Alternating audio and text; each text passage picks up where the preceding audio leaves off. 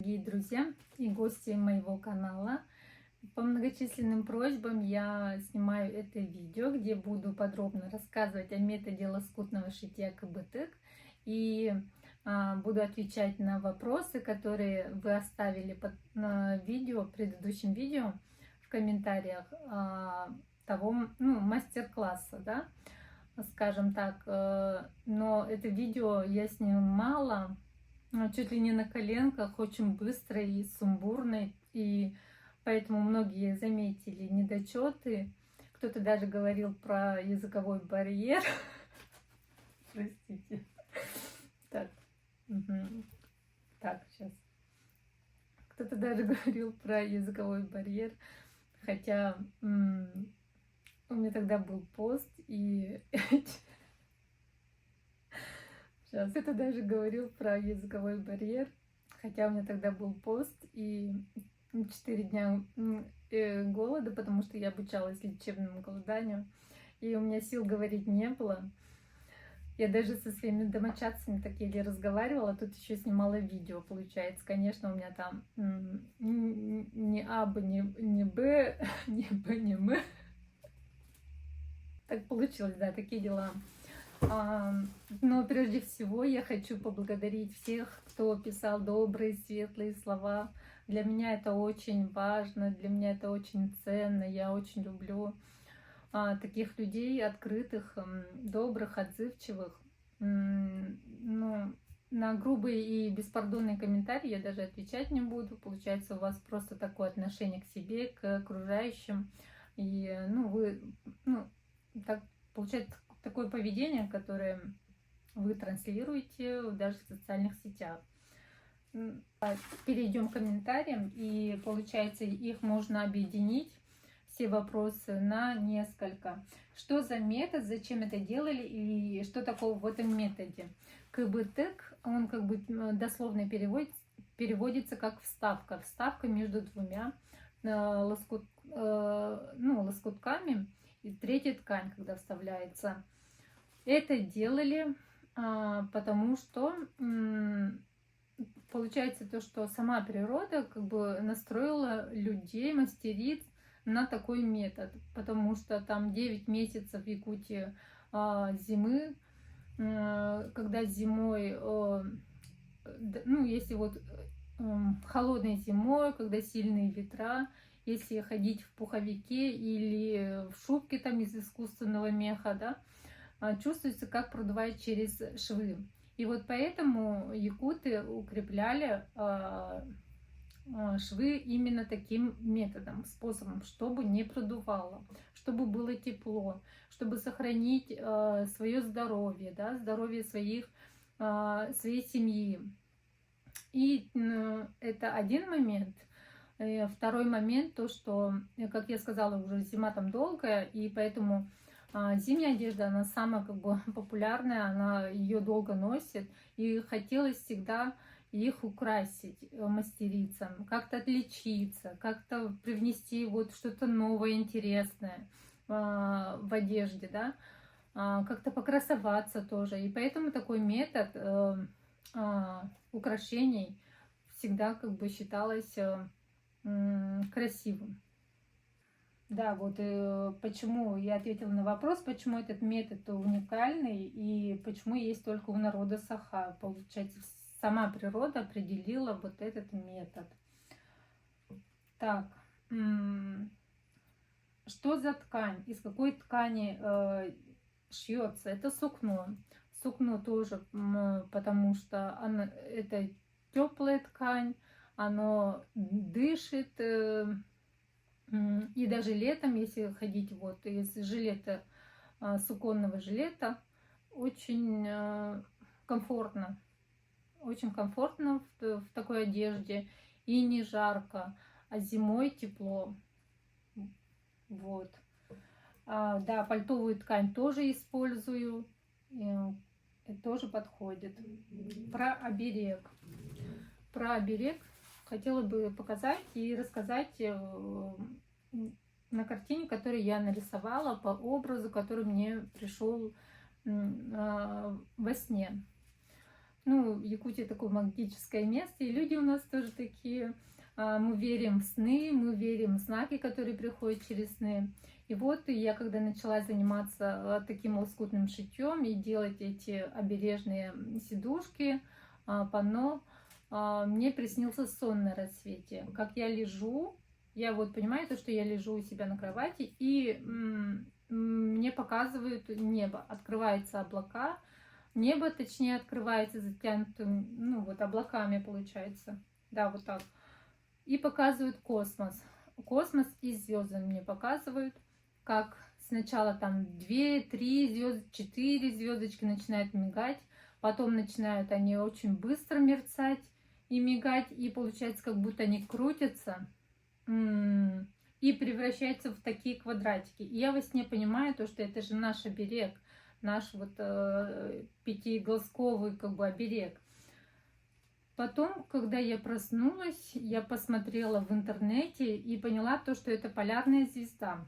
Вот эта вот центральная, она как бы иногда делает его больше намного, чем все вот 4 остальные. Это как полярная звезда. И вторая вот эта, ну вот она вот так светит. Самые яркие вот эти 2 звезды. И получается, это свечение полярной звезды и малой медведицы с большой медведицей. Только в разные времена года. Там летом, зимой, осенью и весной вот так они светят. И якуты издревле, они как бы наблюдали за небом, за звездами, и умели как-то ориентироваться во всем этом. И получается, у нас даже вот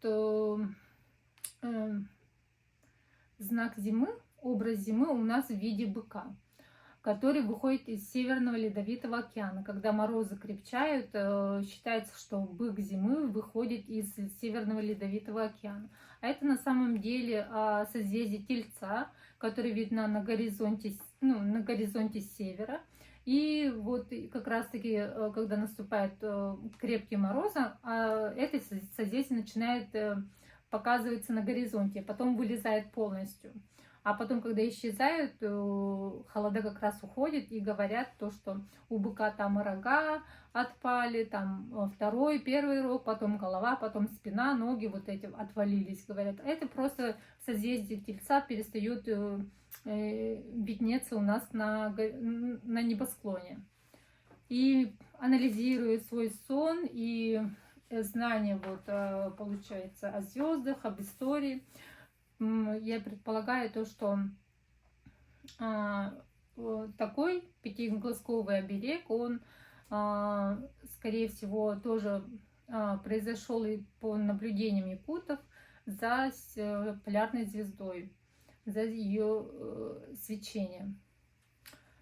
А мастерицы превратили это в орнамент, и в виде орнамента и оберега оно дошло до наших дней.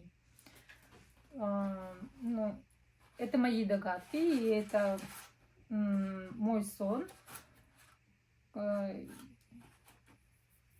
И получается, вот анализируя этот сон, я пришла к такому выводу, что очень даже интересно. Так, о самом методе. Техника. Многие спрашивали, да, как именно сшивается. Опытные мастерицы сразу поняли, а для новичков сказали, это сложновато. И поэтому сейчас я подробно буду показывать и рассказывать, как оно сшивается.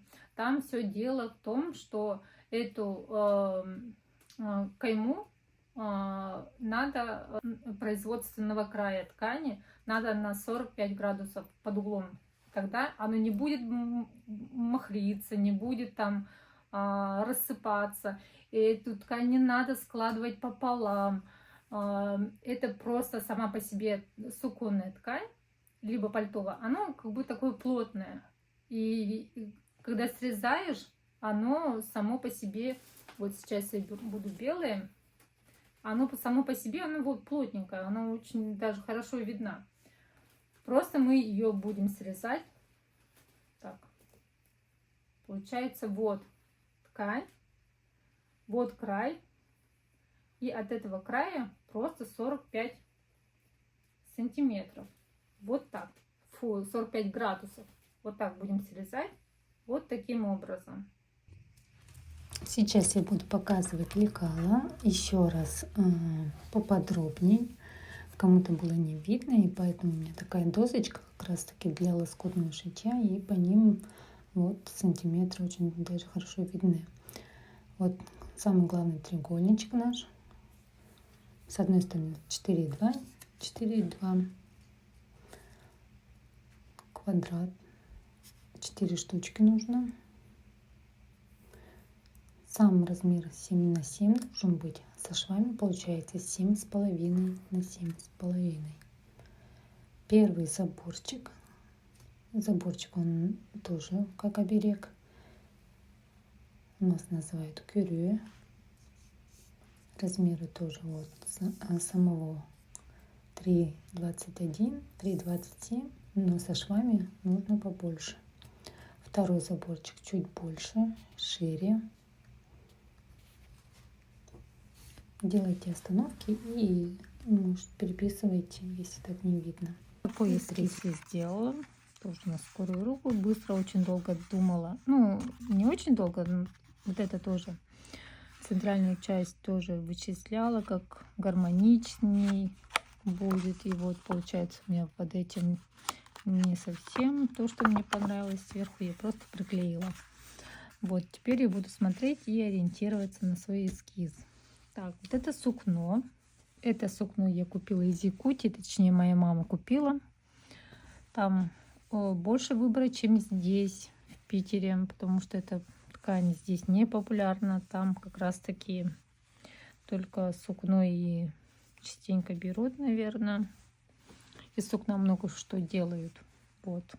И пальто, и там национальную одежду, и жилеты, и все. А это как раз таки пальтовая ткань, которую здесь купила в Санкт-Петербурге. Рядом в магазине, просто по ощущениям. Мне он как бы очень понравился. Вот это. Вот из этой же ткани черной как раз таки до этого делала кант. В этот раз у меня кант будет из белой, такой светлой ткани. Жалко, конечно, что у меня там совсем остаток, и получается у меня эти ленточки будут совсем коротенькие. Их надо будет постоянно удлинять, вшивать по несколько ленточек. Вот. Сейчас я начну вырезать, ну, отмечать и вырезать детали. Все, я ускорюсь.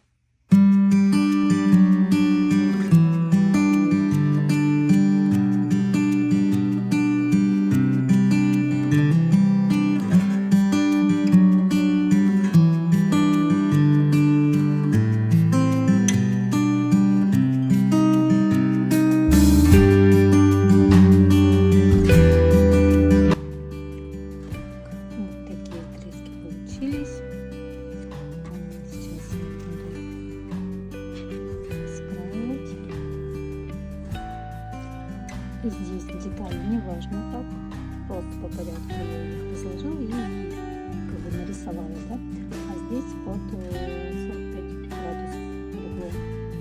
И тоже вот эти ленточки буду вырезать.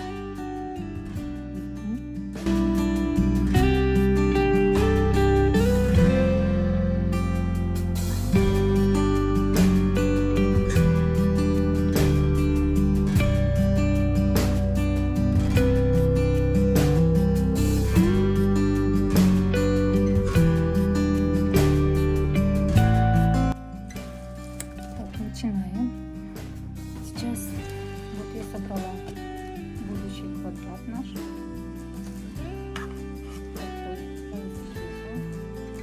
Беру 2 треугольника и вот этот квадрат.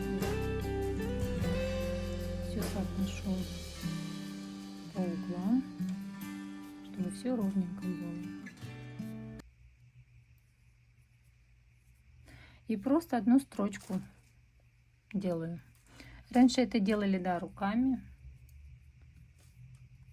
как машинкой, тоже одной строчкой крепкой. Так, сейчас поближе сделаю. Мгм.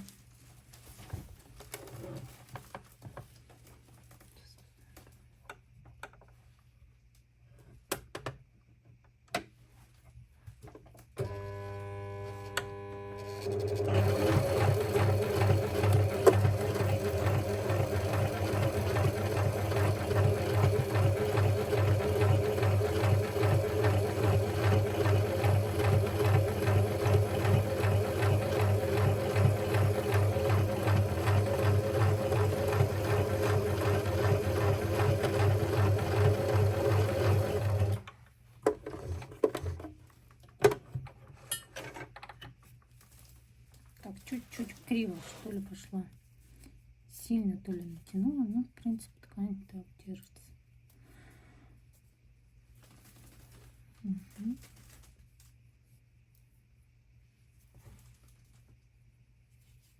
Вот. Чуть-чуть криво пошло. Так, надо распороть. Обычно я распарываю, если что-то не нравится. Особенно в начальном этапе.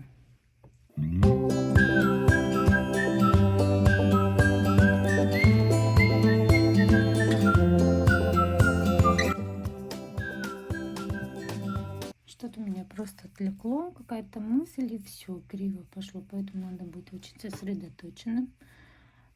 Также и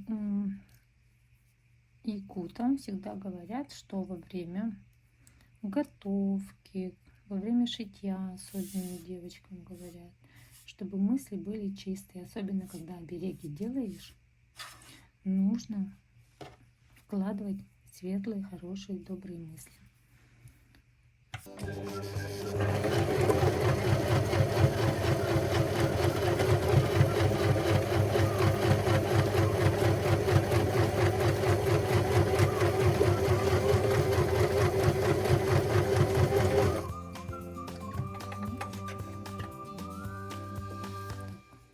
Ну все, теперь более-менее.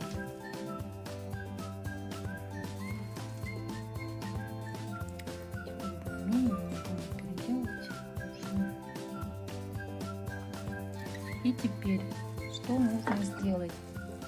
Здесь уже не жалея, отрезаем вот этот ненужный край на 2 миллиметра. 2 миллиметра оставляем. Не жалеем. Все. Вот это лишнее убрали. И это тоже.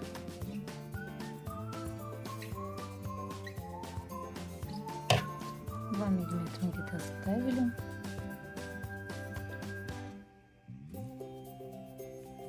Можно еще даже чуть-чуть.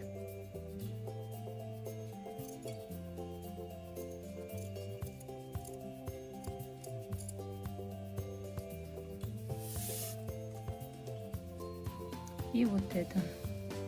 Вот так.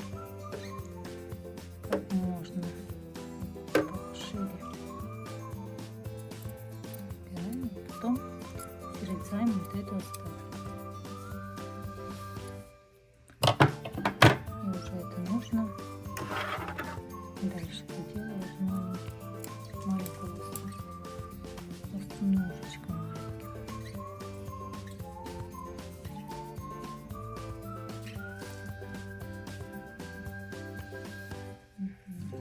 Ну, это тоже срезать нужно будет. Все. И вот это отутюжить надо тут же. Сейчас я вторую сделаю и их вместе отутюжу. И здесь тоже остаток чуть-чуть.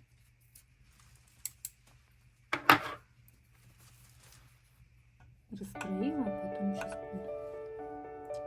Что у меня капризничает машинка.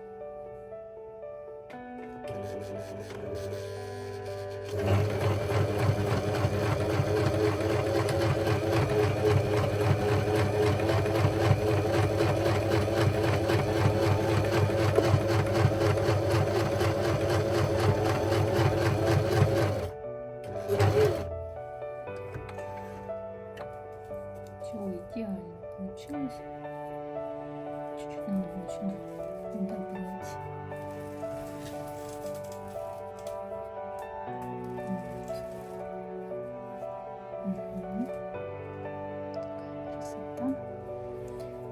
снова срезаю ненужный край, 2 миллиметра оставляю.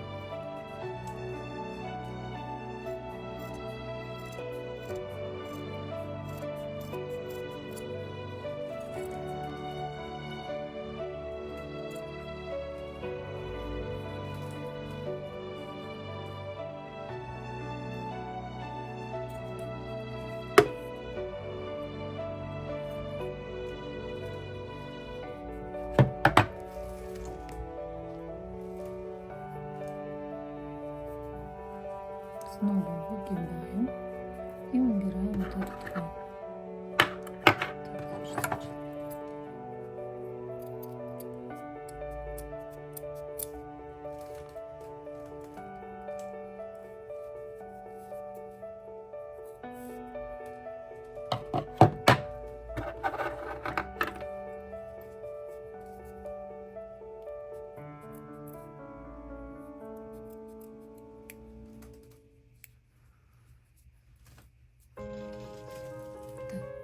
Отпарила, и вот они так выглядят.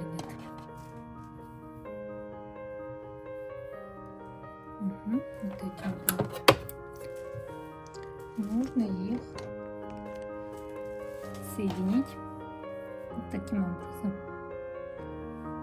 Здесь добавляем ткань.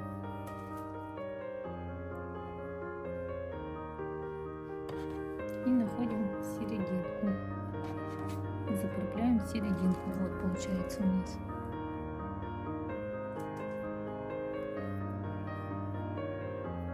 Просто ниткой с иголкой сейчас буду закреплять крест-накрест.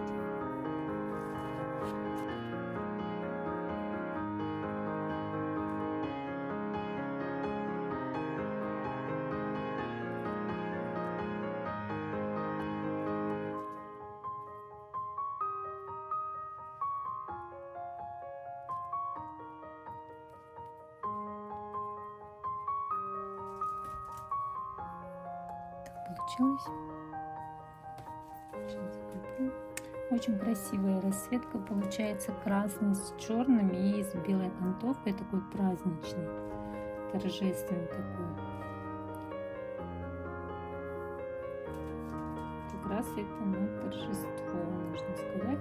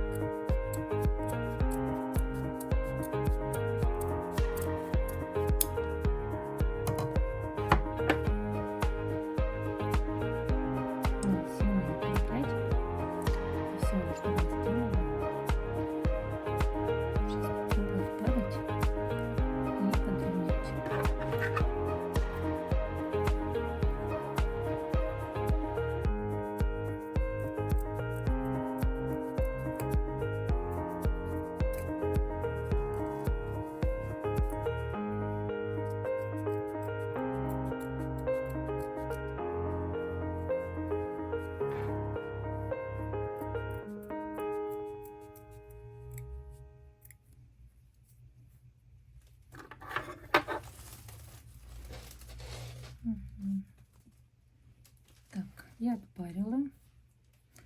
Сейчас убираем. Чтобы все ровненько было.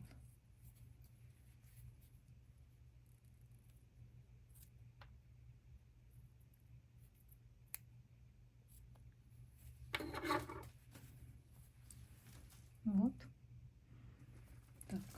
И мне так нужно 5 штучек. Все сделать. Надеюсь, понятно объяснила, понятно показала сзади. Вот выглядит так.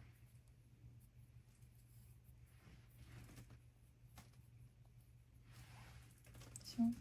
Ну что, дорогие друзья, надеюсь, я ответила на все ваши вопросы и показала вот этот метод поблизости. И новичкам, буду надеяться, будет все понятно. Все, благодарю вас за ваш интерес, за ваши отклики, за советы. Благодаря вам я развиваюсь. До скорых встреч. Пока-пока.